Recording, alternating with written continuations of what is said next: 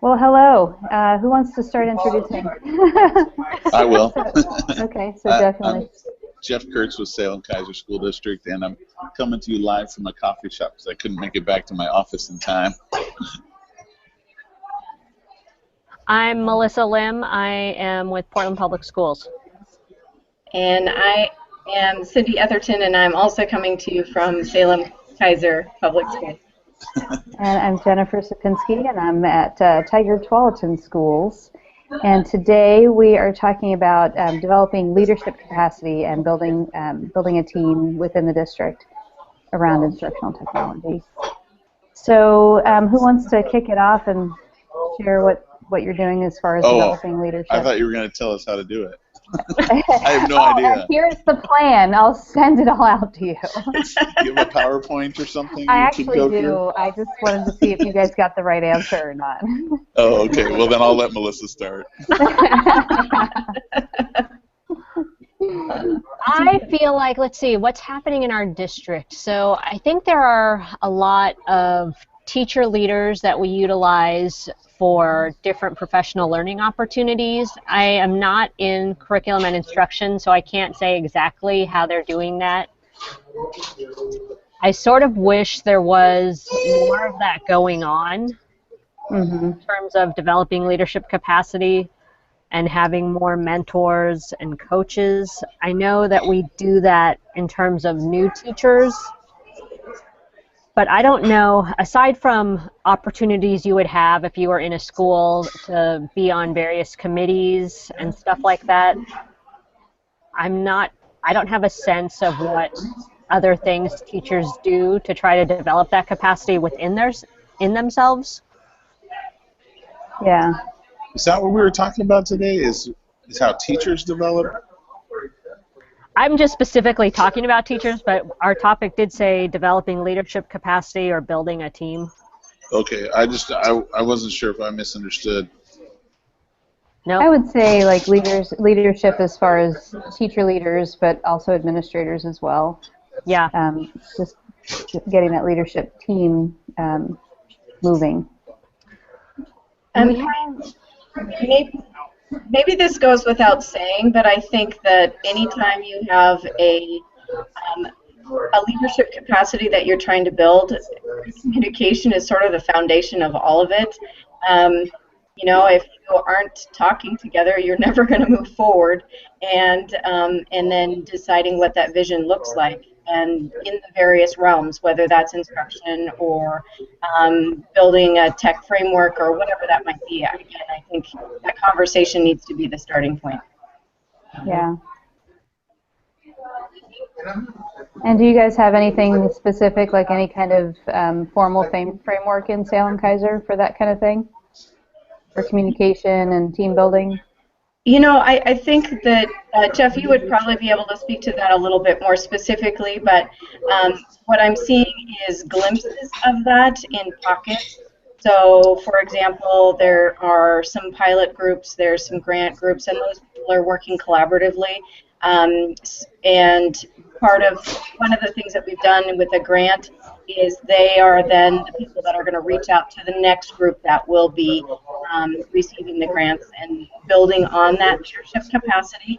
I know other districts have done things where you have a teacher-led in-service, and you know, they develop what the topics will be, they lead all the sessions, and then it's a self-selected group of teachers that go and participate. But you know, again, I think that's a nice way to go as well. Yeah. I kind of wish Corinne was with us because I was just thinking about that building in that leadership as a requirement kind of thing. So I know in Tiger Tualatin we do have teacher leaders, and like you were saying, Melissa, for Portland Public, we've got a mentor program now for new teachers. And as far as like teachers that want to develop that leadership capacity, there's different things they can do within their building and serve on different committees with the district and within building. It always seems to be the same teachers. You know, it's always the same ones that are really reaching out and looking for opportunities to develop their leadership skills. And so I feel like we're constantly tapping those same people over and over again, and there's always the worry that they're going to be tapped out as well. And so what I was thinking when we were talking about that is that, so there's this digital dreaming summer classes that between Beaverton, Hillsborough, Forest Grove, and Tigard-Tualatin, and we were just talking about call for proposals for teachers. So sending out an email so teachers can then say what they would like to teach. And I know Corinne said in Beaverton they're not going to be paying the teachers to come and teach over the summer, that it's part of their innovation grants, so it's part of their giving back. So it's that teacher leader and just giving back for the good of, the good of the order, but part of their grant requirement as well. But we don't, I can't imagine having teachers volunteering their time in my district to prep for a class, a full-day class, and then teach a full-day class and not get compensated for it. So that's a whole nother issue. Yeah. But developing the leadership capacity, and like you guys were saying, we have particular teachers in buildings that will lead professional development, and they're classroom teachers. They're not necessarily instructional coaches. And then there's particular teachers that are the techie teachers, and they're the go-to in-building teachers when people have questions. So we have that as well. Yeah, I'm looking forward to seeing that second year with these new grant recipients. It's the first time that we've done this where it's a requirement of the grant award is that they will do training the following year. So I'm excited to see what that looks like, how that plays out. And do they have specific support within their building or within the district to develop leadership capacity when they're giving back? So again, that's all en route, but yes, that absolutely would be there. Yeah. And again, anytime you're going to multiply something like that, you've got to have the support in place. Yeah, absolutely. Well, what do you think that would look like to develop leadership capacity? I'm asking Jennifer to develop leadership capacity in those people while they're doing that. Like when you ask that question, what are you thinking about? Like, well, just because you do something well doesn't mean that you can teach it well. So support in delivering professional development. So adult education is going to look a little bit different than education for like your primary grade teachers. And right, so okay. how do you spread that? And then just because you're a really good classroom teacher doesn't mean that you're comfortable talking to a group of adults and sharing your expertise. So helping to develop the comfort level and think about delivering instruction in a different way than maybe than they normally would. Yeah. Okay. That helps me frame my thinking. What you were talking about. I don't know if we've done that before, but. Those definitely are different skills to be teaching a group of teachers than teaching a group of students. And some people find one harder than the other. Yeah, those are things to think about. Well, guys, I'm going to step to the side. I look forward to our next visit, and I will catch up the conversation afterwards. So thank you. Well, thanks for joining us, Cindy. Bye, Cindy. Bye. Bye, Cindy. I was thinking we were going to talk a little bit about like how to work with district leadership, how to work with school leadership on not only working with the technology we have, but to look forward and to plan for the future kind of stuff. Because I think one of the problems that I experience a lot is educating leaders on what the state of the union really is when it comes to technology in the schools and what teachers really need and where we should be going. Because when we talk about being ready for the future of education, we're not ready for the present in a lot of ways. So I was kind of interested in talking more about how do we get leaders how do we get leaders up to speed? How do we all get on the same page? How do we help the leadership understand the situation so they can make the right decisions for our district when it comes to this stuff? Yeah, and I agree. I think that's a really important thing to talk about and to explore because, like I was sharing with the Administrators Technology 101 class that I'm attempting to have, the administrators joined that class of their own volition. Nobody said you have to take this class or anything. You know, it was just offered to them. Here's an opportunity for your own growth. And they wanted to do it. And this group of people, they do want the knowledge and they do want to be a part of it, but they're not able or willing and able to make the time in their schedule. So it's they want it, but then I think it's not that they can't make time in their schedule. They don't really understand how to make the time for it. Right. They don't understand. They can't prioritize it because they don't understand what it is. Right. Yeah. Yeah, and I think that ends up being the way for even just classroom teachers. Like, oftentimes you don't know what you're missing, so you don't know how important it is to make time for that training. Yeah. And it's often it isn't even till they see what can be done by someone else who's actually doing it that they get it. Yeah. I had, so my boss is part of this class that I'm teaching, and so for the last assignment I was seeing that like 2 people had turned in their assignment or had attempted to do the assignment. And so I just went into her office and I said, okay, we're going to sit down and we're going to do this together. And she was very grateful that I interrupted her day and did that. And she said, please continue to do that because otherwise it was just falling off of her plate because her plate is so full. Yeah.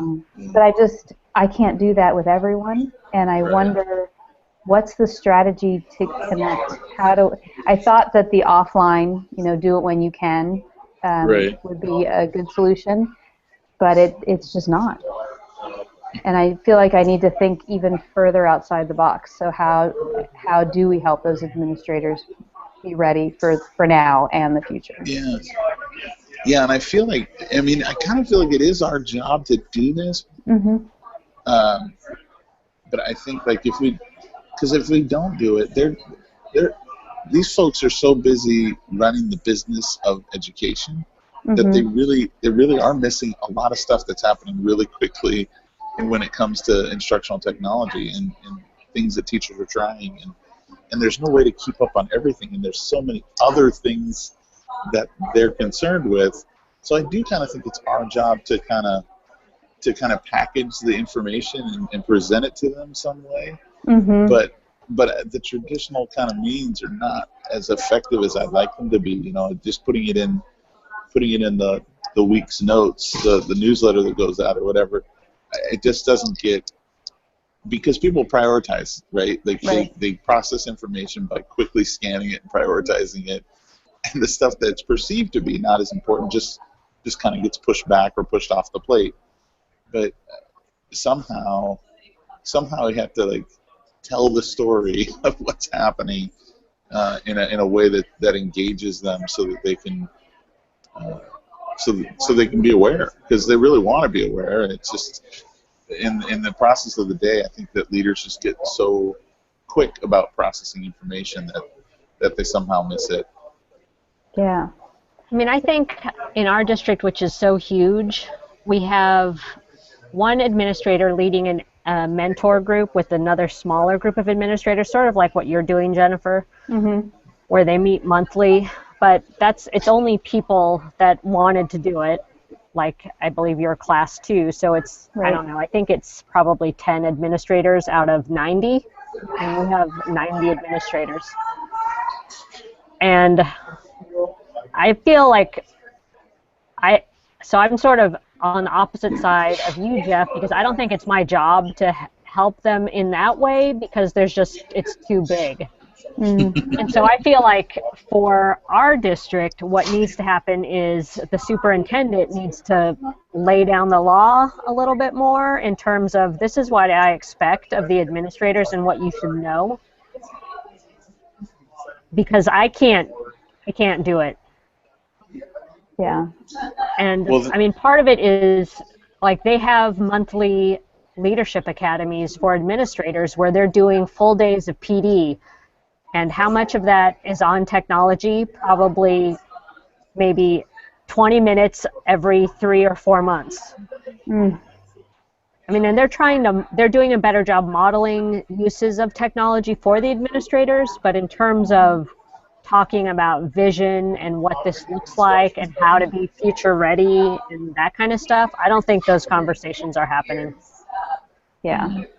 Yeah. well, and not to be misunderstood, I don't think it's our job to go out and make sure that every leader is prepared. But rather, I mean, you are one of the best at it, Melissa, as far as just keeping up on what's going on and sharing out what you've learned. You can only do so much, though, as far as getting people to actually follow that information and digest it. So, Yep. I mean, I think you're a good example of somebody who is doing what they need to do to put out the information and get leaders to take a look at it. But it's just, I just don't know if there's another. I mean, what I tried last year was to make some of these stories, take the videos in schools, the teachers using the technology, and I still have some projects that I can finish along those lines that Melissa and I shot together, and then I'd like to do more of that. And I think if I can get those types of things showcased somehow on our because what we have is we have a great way to share text every week. We have this Monday Notes kind of system that we do, and all administrators get it. But there's nothing that actually shares media per se. There's nothing. I don't know. I think there's maybe some way to get showcased in information that gets out. So you can put together this good content, and then still it might not get seen because you can't get it in the right place, the right venue. Yeah. And I feel like my district is small enough where if I could get on the agendas of different meetings, I could just give a little snapshot of here's a little something. For the last elementary administrators meeting I went to, I came in at the tail end of a budget conversation. And they're good luck getting anybody's attention after that. So especially when you're talking about technology. I could have gotten up and did a big dance, and I would have gotten this. They were so overloaded with information and stress that it didn't matter what I said. They weren't gonna. I mean, So. Although I think if you got up and did a dance, you might have gotten their attention. Maybe. you might have. It was like a table dance or something. Well, anyway. Yeah, we don't want to see that. Oh my gosh. It's funny. I mean, I think in a way that it's easier to develop teacher leaders than it is administrators who are ready to lead. Totally. For the future. I mean, I do these, I've been trying to do these monthly appy hours, I call them, just because it's a catchy name and it gets people's attention and they come. I like it. And then I sneak in a little best practice instruction kind of stuff. But anyway, so I get the same people, and it's an open invitation. And I get a decent turnout, like 15 to 20 people. It's always the same 15 to 20 people. I know, that's the frustrating thing. Yeah. And I'm going to continue, and it's terrific for those few people. And luckily, I think I have someone from almost every elementary building. Secondary is a completely different thing. Yeah, they do their own thing. Yeah, yeah. Well, and that's like the 15 to 20 people thing. So the way that happens to me all the time too. It's always the same 15 to 20 people that take classes, the same group, but then it's like they're taking the same classes over and over. and sometimes I I boot them out of the class. I'm like, you've taken this 3 times. You need to just learn how to practice it on your own. I know, you're making me feel bad at this point that I'm not a good teacher. You come in here one more time. Oh, that's funny. Well, and then that, like what you just said, Jeff, that makes me think, it always goes back to learning for me. And so how are you being responsible for your own learning? What do you need to be a learner? And I don't know that, and I think there are a lot of people that just don't know or don't think about that. And that's, I mean, I know I had talked to you all earlier this year about the frustration with people not being responsible for their own learning, wanting just the easy answer and wanting somebody to give everything to them. Right. Yeah. It's like, well, how are you going to learn it if I just tell you? Yeah. And where's the magic solution? Yeah, and so it's like, I mean, do you not have the curiosity to go find those answers and figure it out? Yeah. Yeah. Well, not if you'll give it to me. No, I mean, work smarter, not harder. Ask the question. Yeah. Yeah. So, and I think that's what people they try that door first, and then. But that's the reality. I mean, the reason that any of us get so far down this road is because we find it interesting and we like searching for ways that we can impact our practice with something new and something different with something we already know. I think that is on us to be the learner, but not everybody understands that. Right.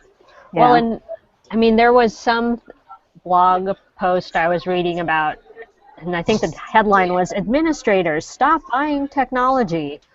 And basically, the whole message was, if you can't develop what your vision of learning looks like and what that means, then you shouldn't even be buying technology, because that's not going to make learning easier or better. Right. Yeah.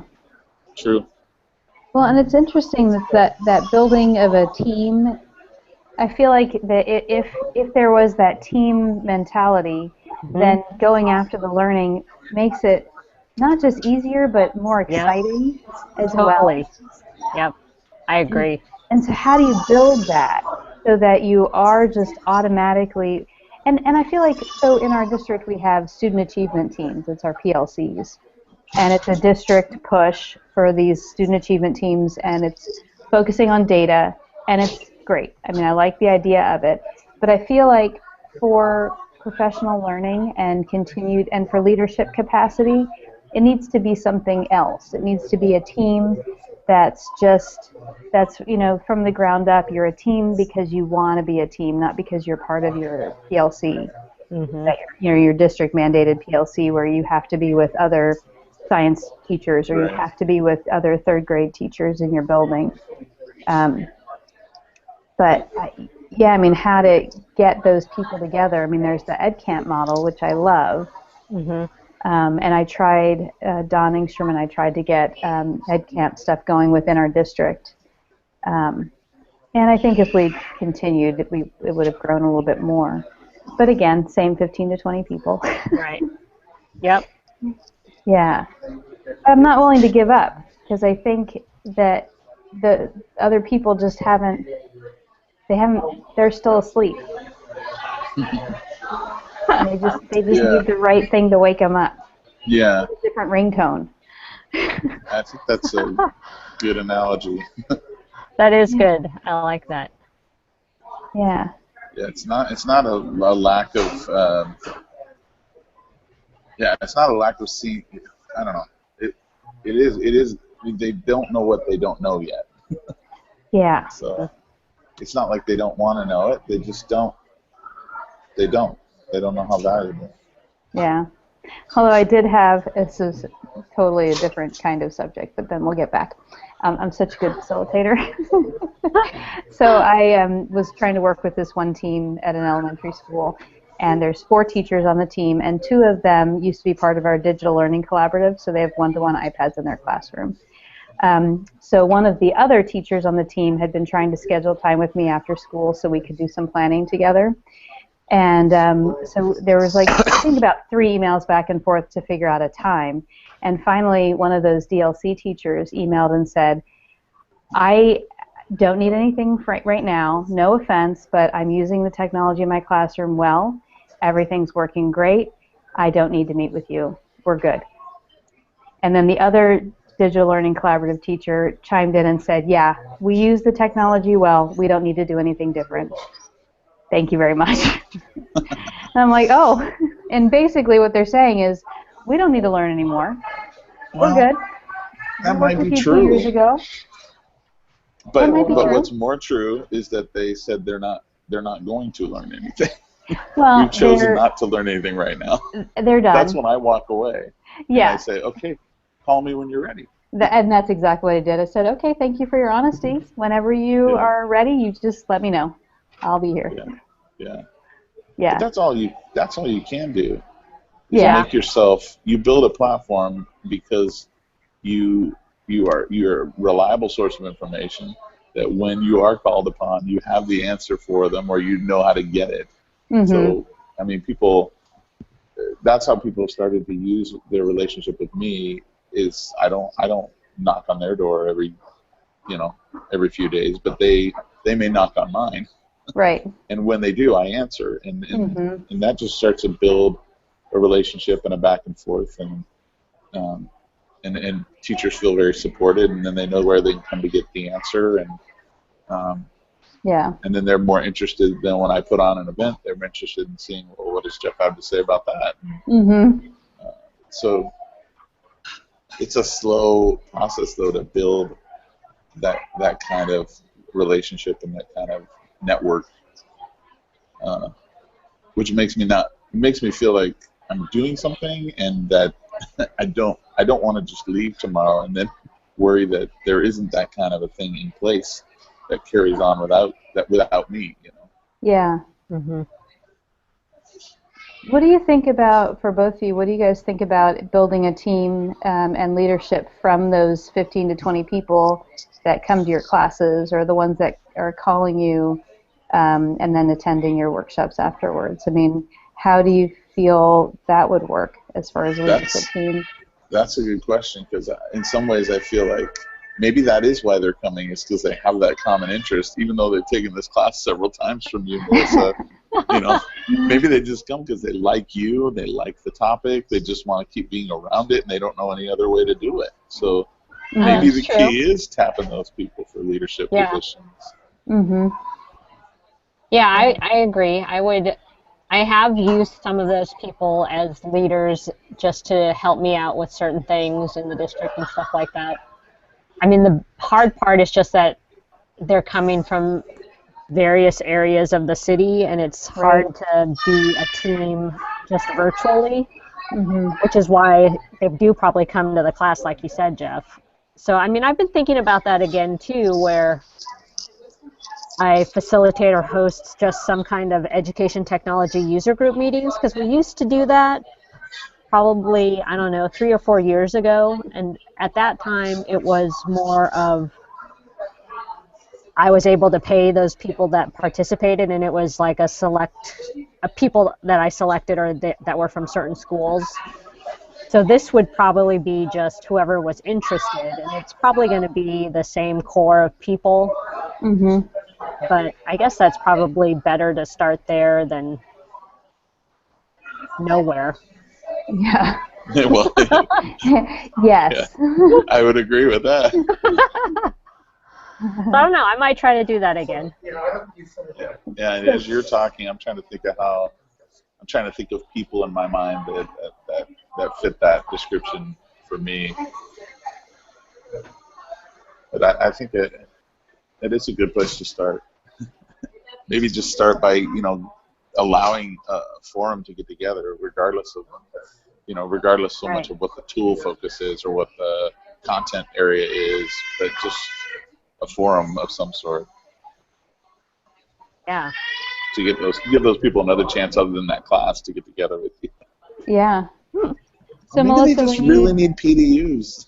Yeah. That's part of it, is that people try. It's mainly substitute teachers that are trying to get PDUs for their continuing license. Right. Yeah.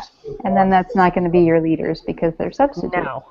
Exactly. Yeah. And then part of it is that, I mean, technically, substitutes aren't supposed to be signing up for those classes because they're supposed to be for teachers, licensed staff. Mm, But I mean, I don't ever turn them away because it's not like, unless the class is full. yeah. So, Yeah.